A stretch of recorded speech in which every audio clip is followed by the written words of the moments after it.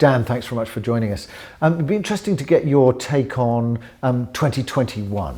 Well, I mean, 2021 has been one of the more remarkable years, in fact, as real estate has bounced back a little, new markets are emerging, new sectors are growing, many faster than others, and we're seeing clients investing quite heavily into certain sectors that are well publicised, like logistics, distribution, and even now coming back to retail with things like the purchase of Silverburn outside of Glasgow or Touchwood in Solihull. So we're looking forward to seeing how that might play out in continental Europe. And looking forward to 2022, Dan, how do you see that? Are you sort of glass half full, glass half empty? What's your sense of 2022? Well, I would say we're certainly looking with cautious optimism into 22, and we are already seeing that investors in the capital markets who are very keen to acquire often major assets and marquee assets, not just in the UK, but in continental Europe,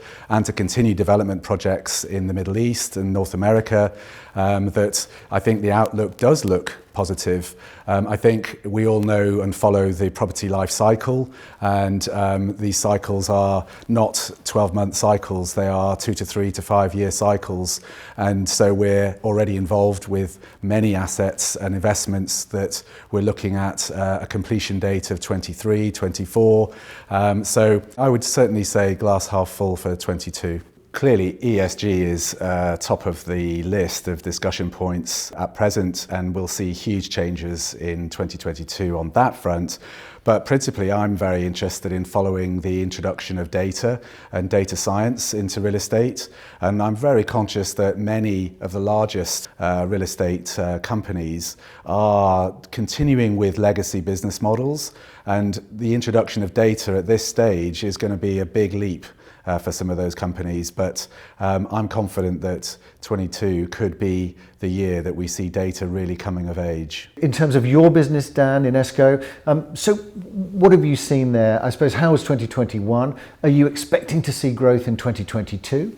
Yeah, well, we have grown significantly during 21. 2020 was a very static year for us, and we shored our business up quite nicely.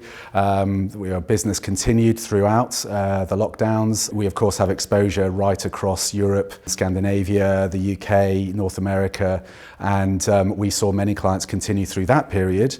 But as we emerge through into 21, this year has seen many clients who have begun to make those investments that I spoke about, looking at acquisitions into new markets. A lot of our clients are sector agnostic, looking into multiple different sector types. Ardent, for example, came across from the US, already invested extensively into logistics and distribution platforms, and also then moving on to purchasing Touchwood shopping centre in Solihull. So we're certainly seeing investors and developers looking at opportunities wherever they lie. And certainly the pricing and rebasing of pricing has been a huge factor in that. But certainly we're expecting 2022 to be just as active, if not more active, than the year we've just seen. Taking a personal view, Dan, what was a kind of key highlight for you in this year?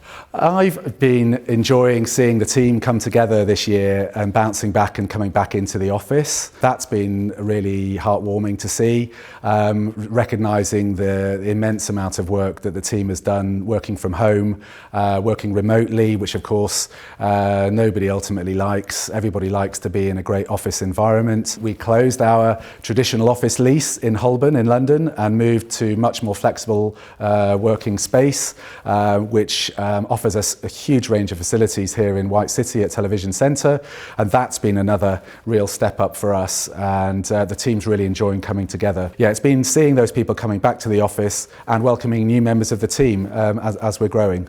Great to catch up. Thanks very much for joining us, Dan.